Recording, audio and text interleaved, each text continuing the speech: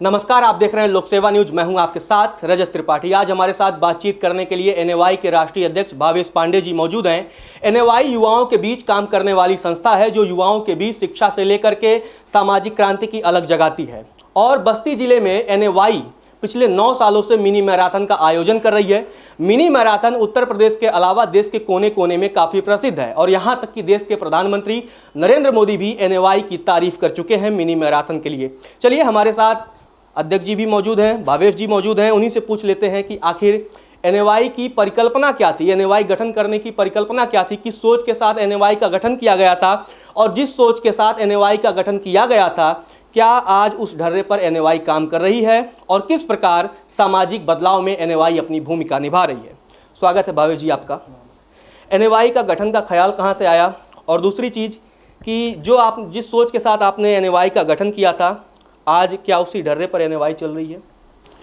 सबसे पहले तो आपको बहुत बहुत धन्यवाद कि नेशनल एसोसिएशन ऑफ यूथ जैसे संगठन को आपने अपने चैनल के माध्यम से स्थान देने का प्रयास किया है और इसको भी नेशनल एसोसिएशन ऑफ यूथ के एक सफलता के रूप में हम लोग देख सकते हैं कि उसकी वजह से हम लोग के काम करने में ऐसी मेहनत है कि आज आपने हमको अपने चैनल के माध्यम से स्थान देकर हम लोग को अवसर प्रदान किया है। उसके लिए मैं बहुत बहुत धन्यवाद आपको देता हूं अपने संगठन की तरफ से। नेशनल एसोसिएशन ऑफ यूथ संगठन जो हम लोग युवाओं ने इसको खड़ा किया, तो उसके पीछे कारण यह था कि हम सभी लोग अलग अलग संगठनों में काम किए हुए हैं, बहुत समय दिया, विभिन्न संगठनों में, सामाजिक संगठनों में समय दिया और उन सभी संगठनों में समय देने के साथ साथ हमको लगा कि वो सभी संगठन भी ठीक से काम कर रहे थे, लेकिन सच में जो युवाओं के लिए कुछ चीज़ों की आवश्यकता थी हम लोगों को कि ऐसे युवा जो अपने कार्य में, अपने पेशेवर ज़िंदगी में, अपनी नौकरी करते हुए, व्यवसाय करते हुए, अपना निजी कार्य करते हुए सामाजिक जिम्मेदारी की भूमिका को नहीं निभा पाते थे। ऐसे संगठन तो थे जिसमें पूर्णकालिक लोग, जो पूर्णकालिक संगठन का काम करने वाले और वो संगठन में करके बहुत सारे ऐसे संगठन हैं जिन्होंने ऐसा काम किया है, जिन्होंने देश में बड़े बदलाव लाए हैं। जेपी आंदोलन से लेकर के और आज़ादी की लड़ाई देखी जाए, चाहे मंगल पांडे का समय और पीछे आप चलते चले जाइए, युवाओं का हमेशा योगदान आंदोलन के लिए रहा है। किसी भी आंदोलन को गति युवाओं ने ही दी है। अगर कोई भी आंदोलन आज के समय में हम लोग जानते हैं कि बहुत ज़्यादा प्रचलित रहा, तो युवा की भूमिका रही है। लेकिन ऐसे युवा जो अपने दैनिक कार्य में, अपने रोज़मर्रा की ज़िंदगी में, अपनी जीविका, अपने लाइवलीहुड को पूरा करने के लिए, इन चीज़ों को करने के लिए व्यस्त है, मंडे टू फ्राइडे वाली लाइफ में वो व्यस्त है।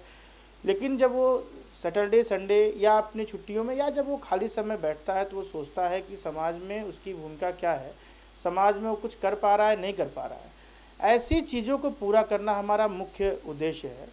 ऐसे युवा जिनके अंदर पोटेंशियल है काम करने का, वो काम कर सकते हैं, लेकिन सच में उनके पास समय नहीं है, तो उनके बचे हुए समय का कैसे यूटिलाइज किया जा सके। कि अगर आप ये सोचिए कि अगर एक युवा के पास हफ्ते में 48 घंटे हैं, तो ऐसे 48 घंटा बहुत समय होता है। अगर आप उसको अच्छे से हम उसका उपयोग करना चाहें तो उसको किया जा सकता है। तो नेशनल एसोसिएशन ऑफ यूथ अपने इस उद्देश्य में धीरे धीरे प्रगति कर रहा है।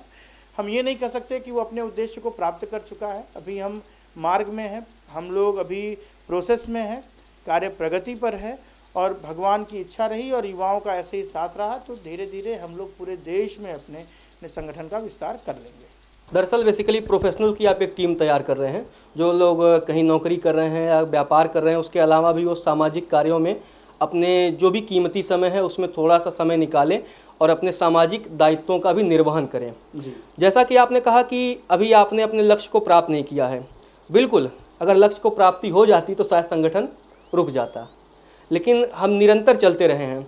अभी आप पिछले काफ़ी पहले समय से 9 सालों से, जैसा कि मैंने इंट्रोडक्शन में भी बताया कि बस्ती में मिनी मैराथन का आप आयोजन करा रहे हैं, जहाँ से आप मूलतः रहने वाले हैं।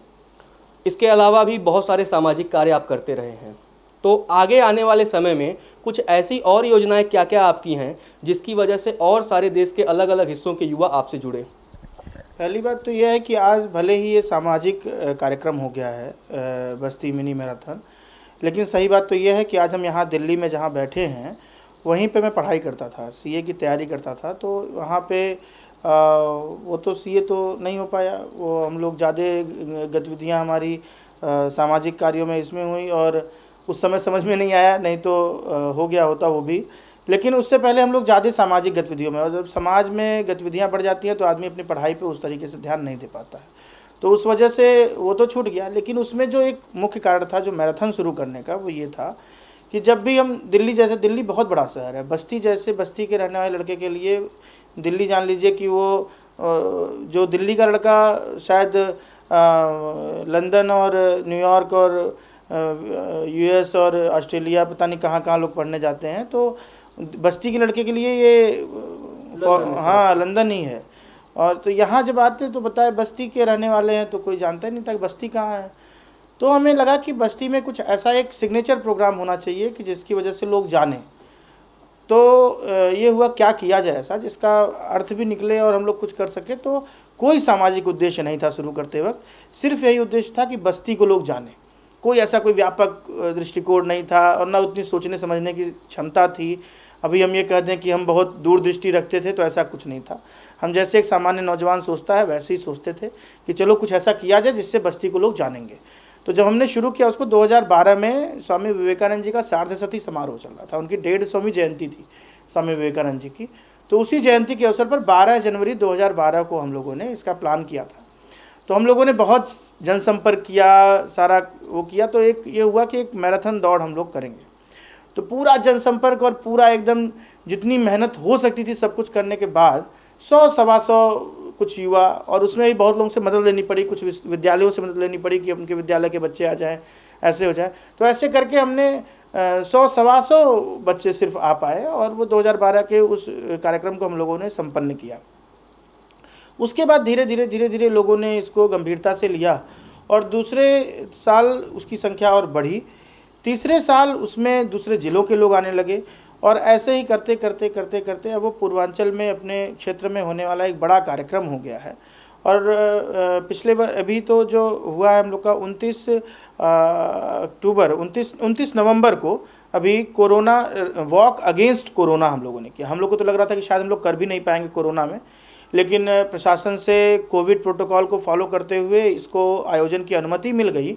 तो हम लोगों ने इसको एक वॉक अगेंस्ट कोरोना किया, रनिंग नहीं किया, प्रतियोगिता इस बार नहीं की। उसमें भी 1000 से ज़्यादा लोग आए, और उसमें पैदल चले, और एक अच्छा कार्यक्रम हुआ जिसमें ज़िले के प्रतिष्ठित लोग भी उसमें खुद चले। तो ये एक अच्छा हम लोग के लिए मैसेज था। और उसके जस्ट पहले 2019 में उसमें 5000 युवा लगभग 9 राज्यों से उसमें दौड़ने आए। तो ये बस्ती के लिए बहुत बड़ी बात है कि बस्ती जैसी जगह पे 9 राज्यों के 5000 बच्चे दौड़ने आते हैं। तो यही हम लोग के लिए बहुत बड़ी उपलब्धि है। और आज हम उसमें कभी run against gender inequality, run for gender equality, run for army, run for university बस्ती में यूनिवर्सिटी की मांग के लिए भी एक बार हम लोगों ने रन किया था। तो ऐसे ही हर वर्ष को हम किसी न किसी थीम को, किसी न किसी सामाजिक उद्देश्य को एक उद्देश्य बना करके हम उस दौड़ का आयोजन करते हैं। और इस बार 10वां वर्ष होगा, और उसको हम लोग प्रयास करेंगे कि वो और भी वृहद स्तर पे हम लोग उसको आयोजित कर सकें। जैसा कि आपने कहा कि जब बस्ती मिनी मैराथन जब आपने शुरू किया, तो ये आपने एक चीज़ कही कि बस्ती की पहचान उतनी बड़ी नहीं थी। तो क्या आप मानते हैं कि NAY ने मिनी मैराथन के जरिए बस्ती को पहचान दिलाने में सफलता हासिल की है? मैं सफलता हासिल की है कि नहीं की है ये तो नहीं कह सकता, लेकिन ये ज़रूर कह सकता हूँ कि हर वर्ष इसमें 5000 बच्चे जो आते हैं, तो ऐसे ही वो जब वो अन्य अन्य ज़िलों में और अपने राज्यों में जाते हैं, तो अगर वो एक बच्चा भी जाकर के कहता होगा कि मैं वहाँ से दौड़ के आया हूँ, यहाँ से प्रमाण पत्र लेके आया हूँगा, तो वो व्यक्ति, उस परिवार का व्यक्ति, उस परिवार में अगर 10 लोग होंगे, उसके रिश्तेदार 50 होंगे, तो इस तरीके से मैं मानता हूँ कि आज तक कम से कम हमने 1 लाख से ज़्यादा परिवारों तक ये बात पहुँचाने की कोशिश की है कि बस्ती एक शहर है जिसमें इस तरह का एक खेल आयोजन होता है। NAY की भविष्य की योजनाएं क्या हैं? NAY की भविष्य की नहीं, सारी योजनाएं वर्तमान की होती हैं। हम सिर्फ वर्तमान में काम करते हैं। भविष्य तो धीरे धीरे, भविष्य को कोई रोक नहीं सकता, भविष्य होना ही है। अभी हम जब बोल रहे हैं तो अगला सेकंड भी भविष्य है। तो भविष्य के बारे में हमारी कोई योजना नहीं है। हम सिर्फ वर्तमान में काम कर रहे हैं। वर्तमान में हमें जो आवश्यकताएं हैं, वर्तमान में जो युवाओं के लिए ज़रूरत की चीज़ें हैं, इन्वायरमेंट है, हेल्थ है, एजुकेशन है, स्पोर्ट्स है, और एम्प्लॉयमेंट है, लीगल अवेयरनेस है, महिला सशक्तिकरण है और महिलाओं का भी जो उनके लीगल राइट्स हैं उन पे काम करना। तो यही सब हमारे इस टाइम मुख्य उद्देश्य है। उन्हीं पे हम विभिन्न कार्यक्रम आयोजन करने की योजना बना रहे हैं, जिसमें अभी जल्दी ही राष्ट्रीय कार्यकारिणी भी हम लोग की घोषित हुई है। तो वो सभी टीम, क्योंकि ये मेरा एक का काम नहीं है, मैंने सिर्फ एक बार सोचा था कि ऐसा होना चाहिए। सच बात यह है कि ये संभव सिर्फ इसलिए है क्योंकि हमारे मित्रों की बहुत अच्छी टीम है जो इसको बहुत अच्छे से करती है। इसलिए अगर आज आप मुझसे बात भी कर रहे हैं तो उसके पीछे एक बहुत बड़ी टीम है, चाहे वो नेशनल एग्जीक्यूटिव हो, चाहे वो बस्ती के लोग हों, चाहे वो जिस भी जिलों के और जहाँ के हमारे मित्रगण हैं, वो सब हमारे मित्र हैं। कोई कार्यकर्ता नहीं, यहाँ पे जान लीजिए हमारी टीम में जितने भी लोग हैं उनको आप देखेंगे तो सब मेरे मित्र ही होंगे। उसमें हमारे के यहाँ कोई भी हायरार्की नहीं है कि एक अध्यक्ष है तो उसके नीचे कोई उपाध्यक्ष है, महामंत्री है, ऐसी कोई हायरार्की हमारे संगठन में नहीं है। सब मित्रवत काम करते हैं, हमारे के यहाँ मित्रवत व्यवहार है। हमारे के यहाँ हमारे संगठन में सबको इक्वल राइट्स हैं। हर व्यक्ति खुद डिसीजन ले लेता है और उसके डिसीजन पे अगर वो अच्छा लगता है तो पूरा संगठन मिलके उस पर काम करता है। तो हम सब लोग उन्हीं 5-6 बिंदुओं पे अभी काम कर रहे हैं, क्योंकि हम बहुत सारे विषयों पे एक साथ काम नहीं कर सकते। तो पूरी टीम हमारी मिल करके उन सभी विषयों पर विभिन्न कार्यक्रम करेगी और उस पर हम लोग अच्छा काम करेंगे। अंतिम सवाल, किन किन राज्यों में और केंद्र शासित प्रदेशों में आपकी टीम फिलहाल काम कर रही है? अभी नेशनल एग्जीक्यूटिव टीम तो हमारी जो जोड़े हैं लोगों को, वो आपके बंगाल, महाराष्ट्र, आपका ये राजस्थान, दिल्ली, हरियाणा, पंजाब, उत्तर प्रदेश, उत्तराखंड, ऐसे विभिन्न, सिक्किम, ऐसे विभिन्न राज्यों से हम लोग जोड़े हैं। लेकिन अभी जो स्टेट के कोऑर्डिनेटर्स हमने अनाउंस किए हैं तो वो उत्तर प्रदेश, हरियाणा, दिल्ली और हमने इसका एक मध्य प्रदेश का हमने किया है। तो उसके बाद फिर अभी हम लोग और भी राज्यों का करेंगे और आने वाले 1 वर्ष में हमारा प्रयास है कि ज़्यादा से ज़्यादा जितना विस्तार हम लोग कर सकें वो करने का प्रयास करेंगे। ज़्यादा से ज़्यादा युवाओं को जोड़ना है, हम लोगों को इसको, जो हमारी सोच है इसको अधिक से अधिक लोगों तक ले जाना है। और हमारा उद्देश्य सिर्फ युवाओं को नहीं, युवाओं के परिवारों को भी जोड़ना है, युवाओं को भी जोड़ना है और उनके साथ साथ उनके कलीग्स को भी जोड़ना है, उनके फ्रेंड सर्किल को भी जोड़ना है। तो हम सभी लोगों को साथ ले करके चलने वाले हैं और इस तरीके से हम पूरे देश भर में युवाओं की एक नई क्रिएटिव टीम तैयार करने की कोशिश में है। चलिए, आपके सारे योजनाओं को बहुत बहुत शुभकामनाएं और उम्मीद करते हैं कि आने वाले समय में आपका एनएवाई संगठन देश के अलग राज्यों में भी जगह बनाएगा और वहाँ की टीम बनेगी और वहाँ के युवाओं के लिए एनएवाई काम करेगी। बहुत बहुत धन्यवाद आपका। तो आपने सुना कि भावेश जी ने किस प्रकार बताया कि एनएवाई काम कर रही है और युवाओं के लिए विशेष तौर पे एक ऐसी टीम तैयार करने की योजना है जो देश को नई दिशा दे सके, उसकी दशा बदल सके। फिलहाल के लिए इतना ही। आप देखते रहिए लोक सेवा न्यूज।